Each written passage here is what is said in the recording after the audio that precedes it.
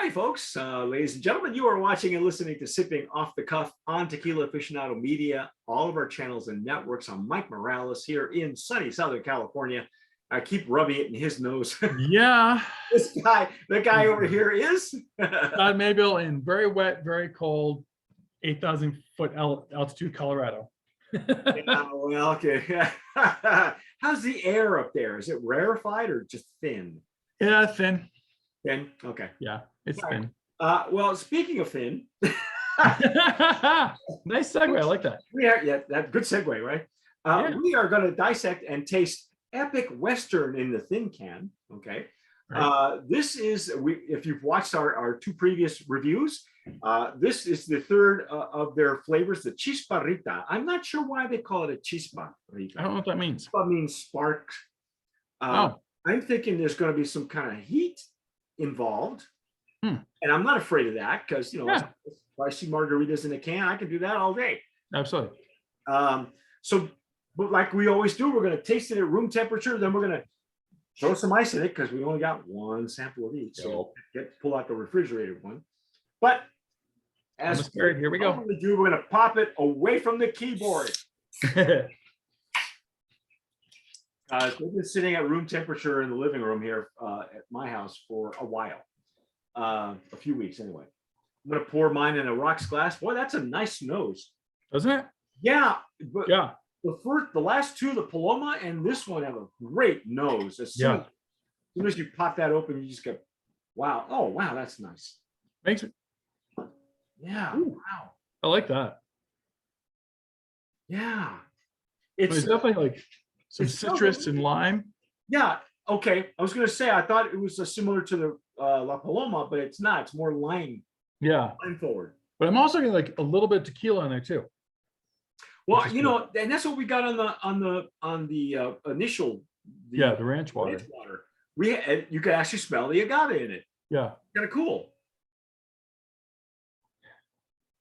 I guess it's so weird trying to smell out of a rocks glass. Yeah, you know.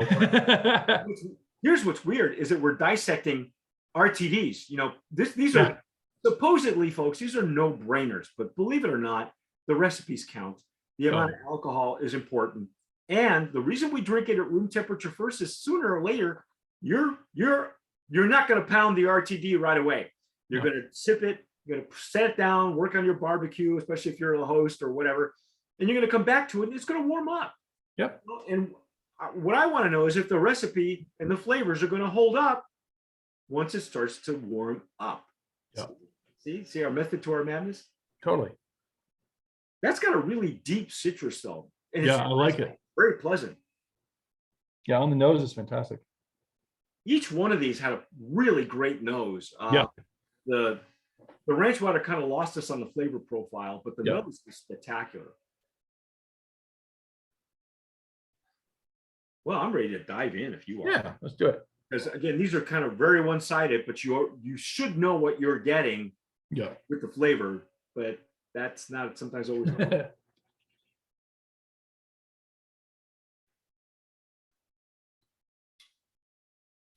Oh wow, that's good too. Oh yeah, that one's good. What happened with the good question water? Yeah, because that one was just not. That was bitter. And just, you know, we had that bad tequila face that you're not supposed to make, you know. Yeah. But these next two, they're good. Yeah, they're good. This one's got the sweet undertones on it. Yeah. It does have a little bit of salt, not a lot. Nope. Sweet, but not too sweet either. You know, so you have the right balance there. Wow, this is I like the La Paloma, but I'm digging this. Yeah, me too. This is good. Room temp, it's good. Yep. And there's no underlying bitterness. No. They got the right balance of the salt this time. Too. Yeah, and I don't know why they call it a chisparita. I thought it'd be spicier, but it's really not. Okay, well, here's what I'm gonna do. I'm gonna pause this. I'm gonna go grab my bag of ice. Yep. And I'll be right back, and we'll taste it on ice. Sounds So I have just poured ice on mine and my ice chips, the remaining ice chips that I have, because it's sunny Southern California. I'm going to pour some more of this. I gotta say, Todd, so far, even at room temp, this one was delightful. Yep. Really good. It's important, folks. There's so many RTDs out there now. They're flooding the market. Yep. Some of them at the beginning, they all want to take a piece out of the White Claw market, right? And they're slapping a label on them. But others are really taking that category seriously and really bringing it up to a certain level. We've had organic, ready to drinks. They were certified organic by the USDA with organic tequila. We've had them all. We've had all kinds. Yep. A celebrity one, Onda, owned by a celebrity brand. We've had a brand new one. Some are canned in the U.S. This one's canned in Mexico. It's got a number on it, so it's verified 100% agave tequila. So, all right, so we're iced it a little bit, and you can see it's reacting like, it's cloudy, so that's good. And again, the nose is muted. Yep, but it's still there, which I like. I love smelling it. I gotta say, I really enjoy popping these at room temp to get that nose before, as opposed to getting it chilled and popping it, because then the nose is kind of muted a little bit. Right. Yeah, it's still there though, which I appreciate. And just like with the La Paloma, the brininess is starting to come up, and I think a lot of that is the soda that they're using. It's just going to naturally do that. It's just going to bring that up. It's like what alcohol does. It just brings up the qualities, the characteristics of the booze or the recipe. Mm-hmm. Okay, well, let's dive in. Let's see what we get here.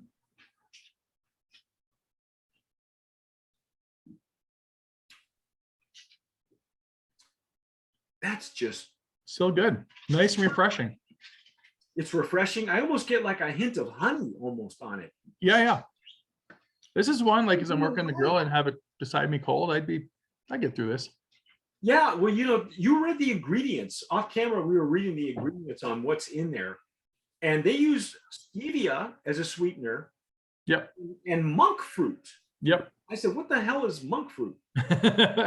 And we did some research offline, and turns out it's the next best sweetener, apparently. Yeah. But it's not overly sweet, which is cool.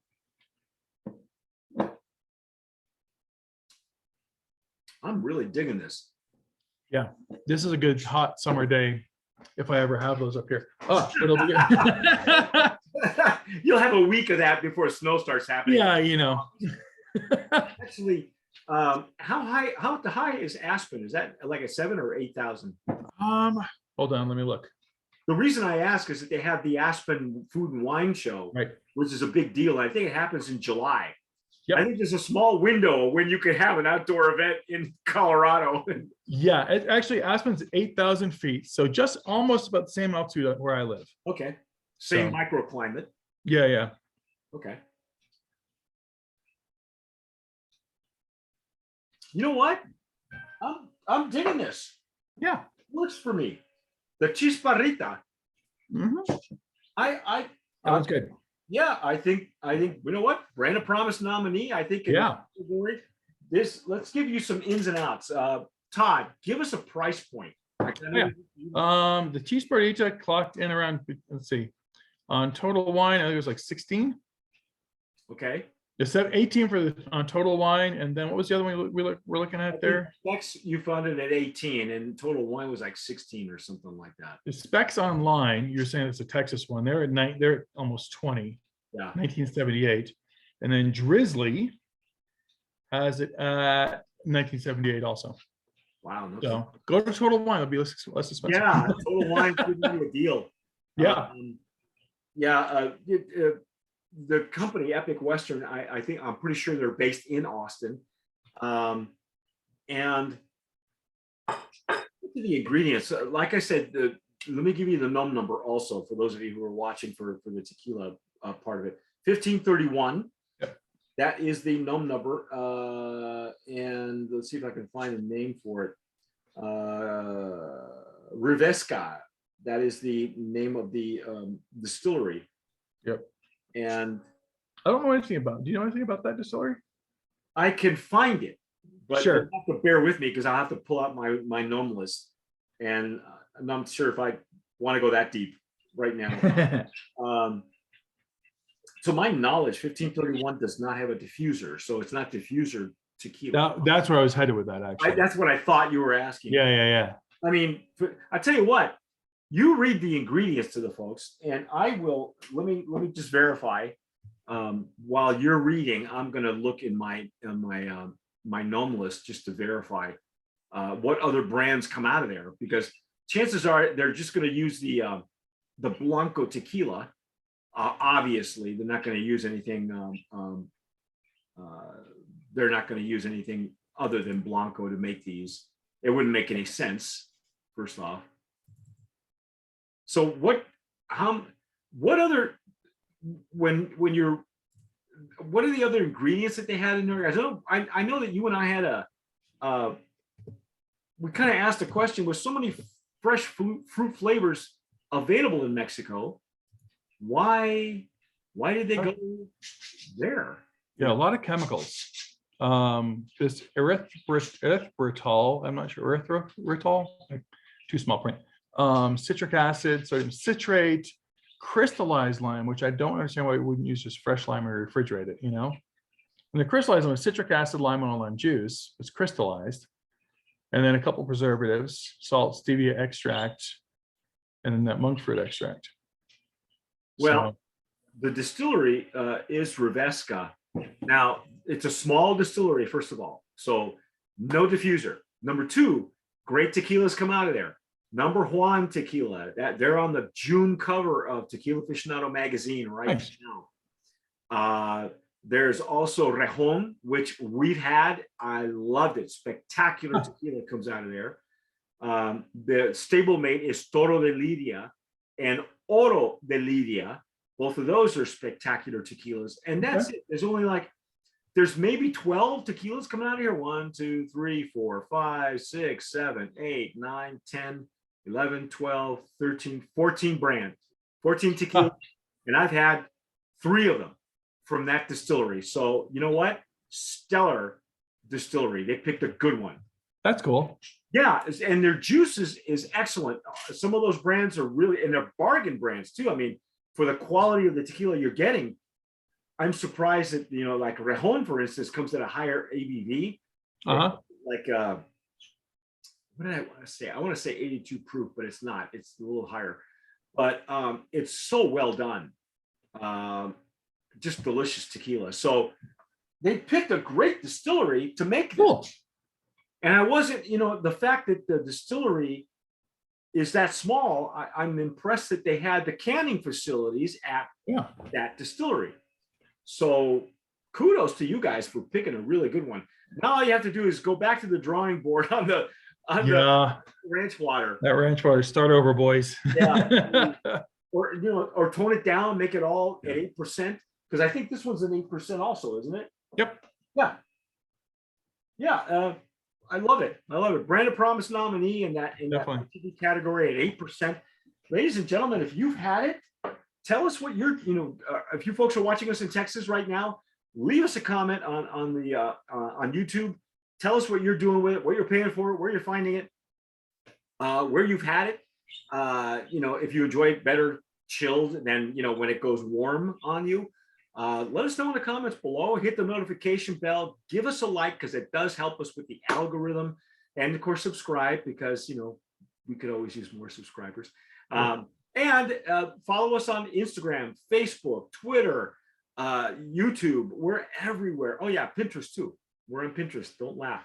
I get it. You've been watching and listening to Sipping Off the Cuff on Tequila Aficionado Media, all of our channels and networks. I'm Mike Morales again here in Southern California. That gentleman out there is Todd Mayville in Northern Colorado. And you've been watching and listening to Sipping Off the Cuff on Tequila Aficionado Media. Whatever you do, folks, tomar sabiamente. Sip wisely.